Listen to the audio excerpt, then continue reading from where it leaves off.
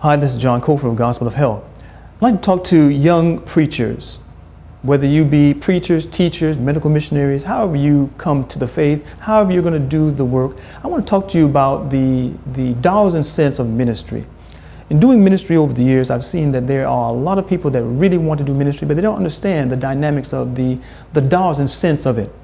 This is not going to be an exhaustive talk, but just a short talk to talk about just some of the principles of how ministry makes itself able to support the minister and his family outside of finding employment someplace by a conference or a union or division. When we look at the work of God, there are many that desire to do a work, but they believe that the only way to do the work is to go through schools where the curriculum and the methods of education are out of harmony with the spirit of prophecy, and be picked up by conferences that have standards and principles of worship that are definitely against the spirit of prophecy, and also outlined as being those principles that would be seen right before the close of probation. There's a need of compromise to be a part of many of these different entities if you want to follow what they think is the only way that one can do ministry. But we are now living in what is called a digital age.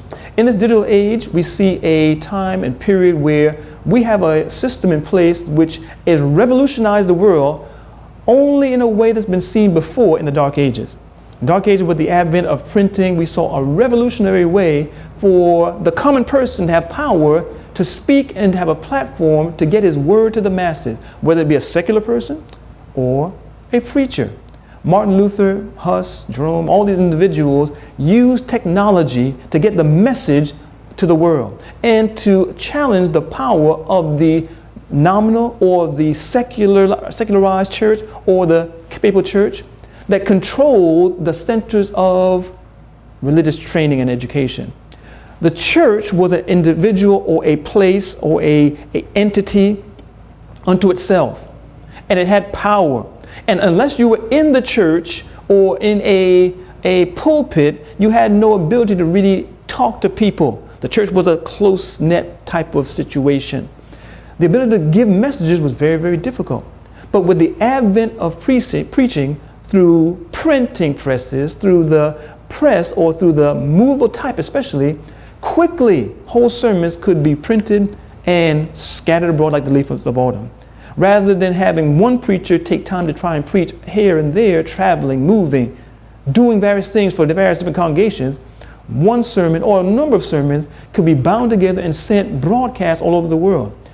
This, to our understanding in our world, would seem slow, because in the digital revolution, now you can take one sermon or a ebook and distribute that all over the world with a click of a mouse anywhere. You can get a viral video that can get thousands, yea, even millions of views by being on the right platforms. This also has come at a time where the church has had a falling away, even among us. And the principles of presenting the straight testimony, the present truth, is unpopular in many pulpits of our land, even at the headquarters level, division and above. There is a work that needs to be done, and God is going to call and raise up individuals to use digital media to get into the homes, into the computers, into the mobile devices of people and affect their intellect. Cause them to think deeply on the scriptures, to cause them to be convicted of spiritual truths that have been lost sight of to a great degree among us, using digital means to get by the digital river Jordan, if you will, and allow people to come to this digital river Jordan to receive the message of repentance, dollars and cents. When we look at the way people generally do ministry, even from the time of Ellen White, even I, for the last 10 years, have just switched off this quote-unquote method. The way that people generally would do work, they would travel, get their name out there, kind of let people know who they are, build a name or a brand as you were, and as you travel around, you would build a mailing list. Now generally this mailing list was a list of names and addresses, and you would mail to those people. You would take a piece of paper and you would write a letter, you would photocopy it, or you would write hand letters, or you would use computer, something like that, where you would actually send out letters to people, and people would know what you're doing because you would apprise them of this newsletter type dialogue between you two. You would apprise them what you're doing, they'd see what you needed, and they would keep in contact with you, and they would support your ministry because they believed in you, believed in what you were doing. You were a missionary doing the work of God.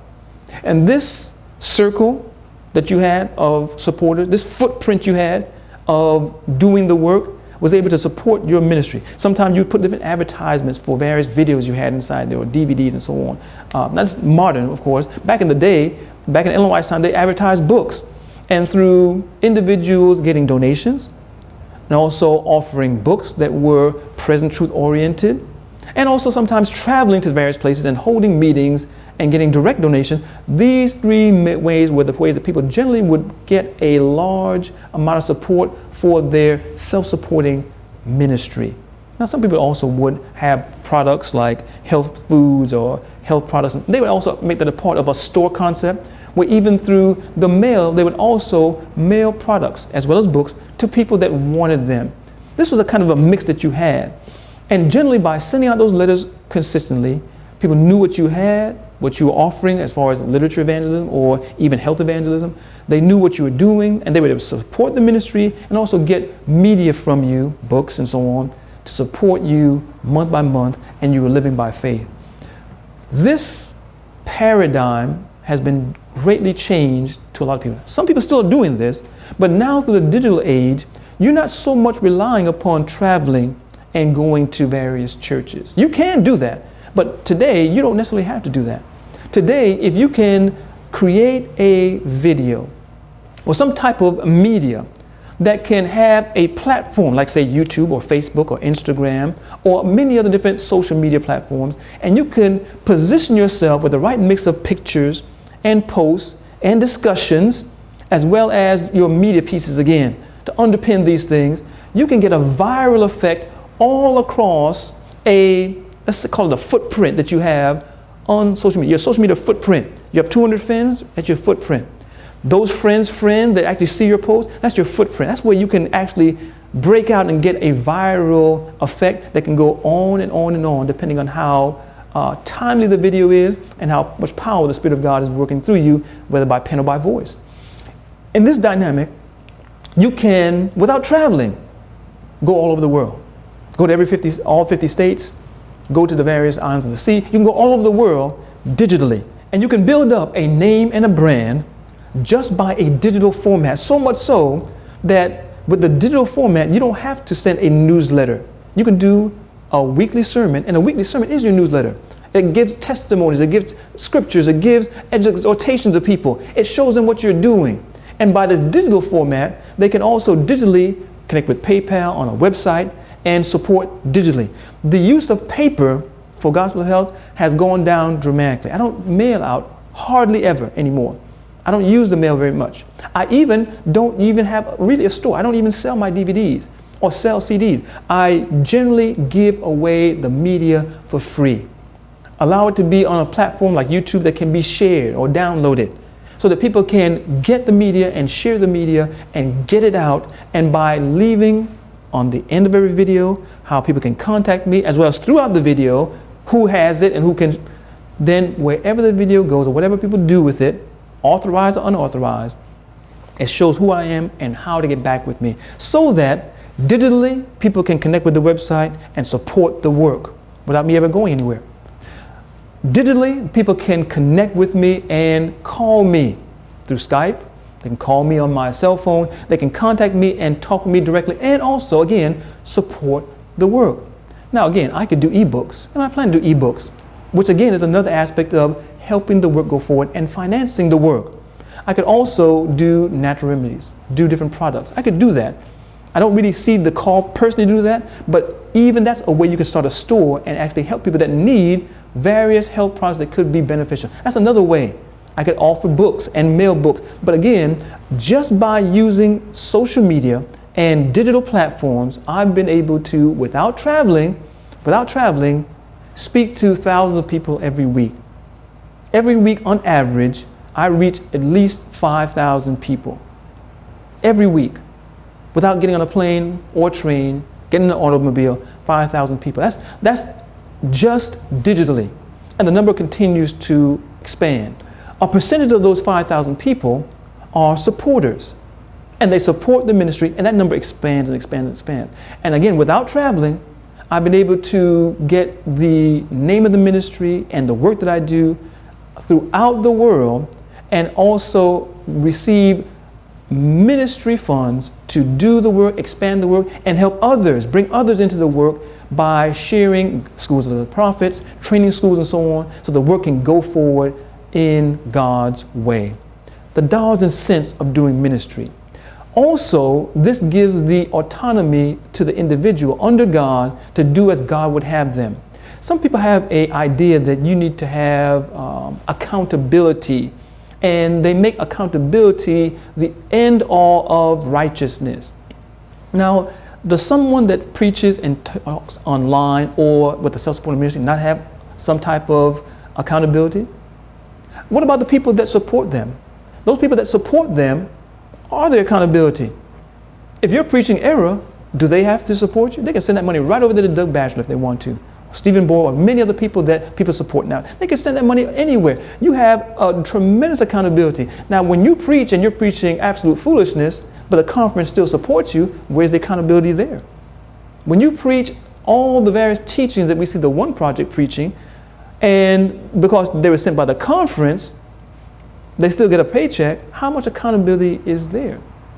See, there's accountability, but again, there's accountability on those that are here. Those that are being supported by individuals, they're accountable to those individuals, whether they are preaching error or truth.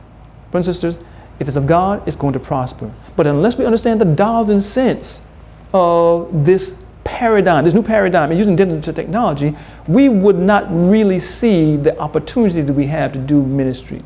Now, mind you, anyone can get up there and get a video camera. Anyone can get some lights. Anyone can get a wireless mic.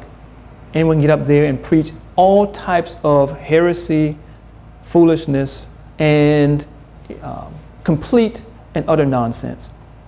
But also, individuals that are consecrated and praying, asking God for light and power to share with brothers and sisters all over the world that are starving for present truth, can also get lights and cameras and various different things and share the message and build a platform for truth that God can be glorified through.